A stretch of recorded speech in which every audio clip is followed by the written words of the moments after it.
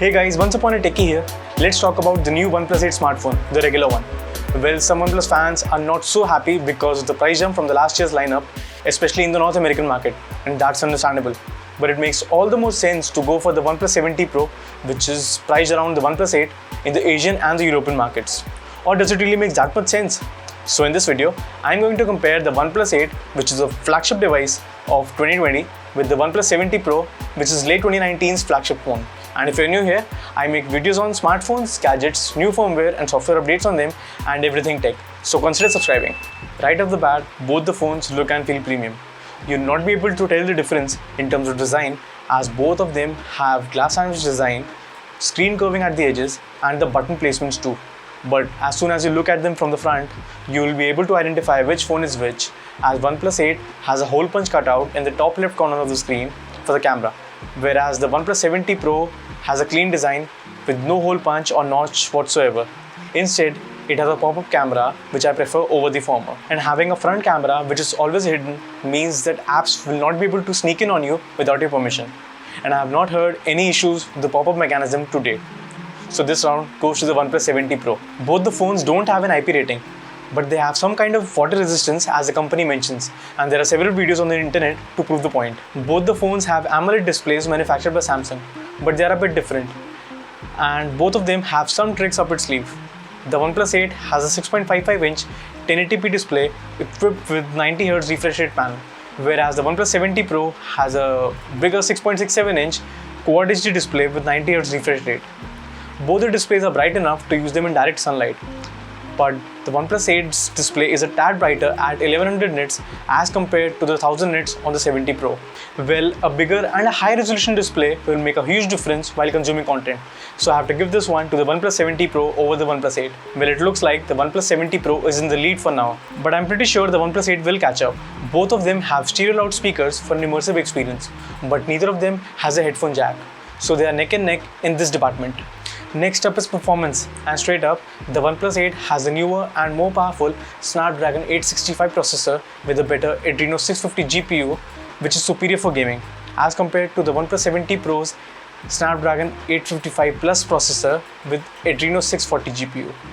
The OnePlus 8 also has 12GB of RAM option, while the vanilla 7T Pro only has 8GB of RAM. That being said, you will not see any performance difference in day-to-day usage, but a hardcore gamer can utilize this extra power and can be vital to them. Oh, and I would like to mention that Adreno 650 GPU will get future updates just like the PC graphic cards. So this just adds the icing to the cake. So the OnePlus 8 is a clear winner in the performance round. Battery life is also a lot easier to compare because the OnePlus 8 has a lower resolution screen, a more power efficient system on chip, and a larger battery at 4300 mAh. It handily pulls away from the 4085 mAh cell found on the OnePlus 7T Pro, and I found the battery life to be a just complete win for the OnePlus 8. Of course, both of them support 30T warp charge, but neither of them has wireless charging, which is a bit of a disappointment. Clearly, this round goes to the OnePlus 8, and with this, the scores are leveled. But I'm not done yet. Now here comes the tricky part, the cameras. Both the phones have 3 rear cameras, but the execution is a bit different.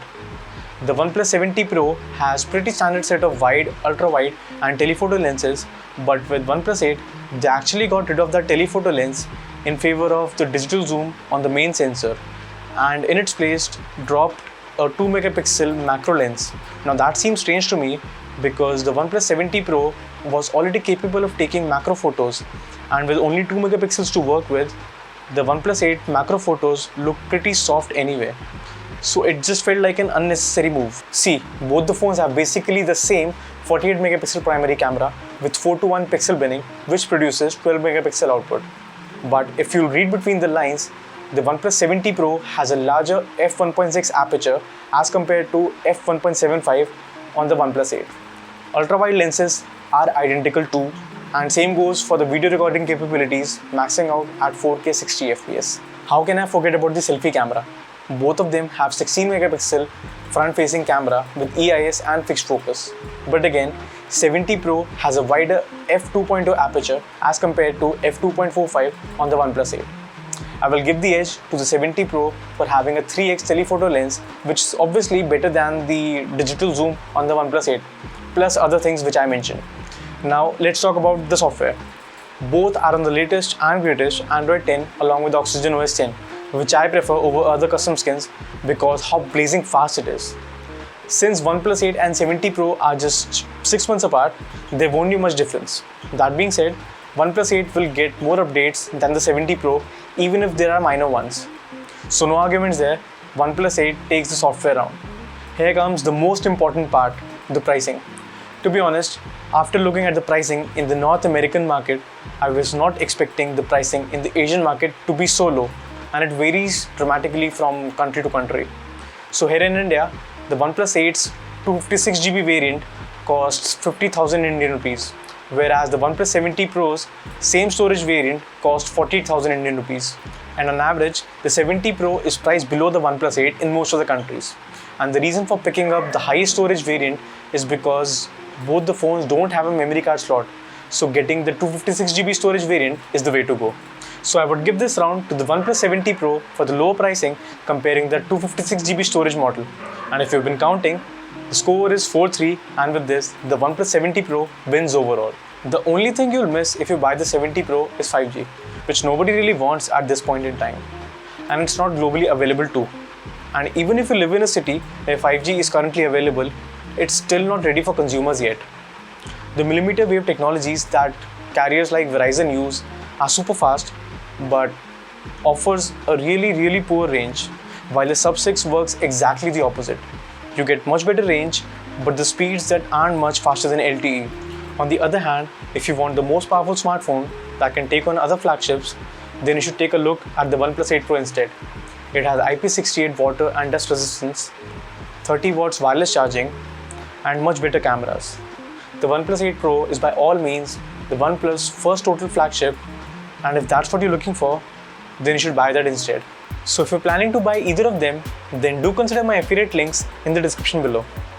And I would also like to mention that I don't have any of the phones. However, I came to this conclusion after a thorough reading and watching uncountable videos about both of them. That is the end of the comparison. Well, do let me know in the comment section if you have any other questions. And if you found this video helpful and insightful, please smash that like button and subscribe to the channel if you haven't already. Regardless, thank you for watching. This is Once Upon a Techie signing off.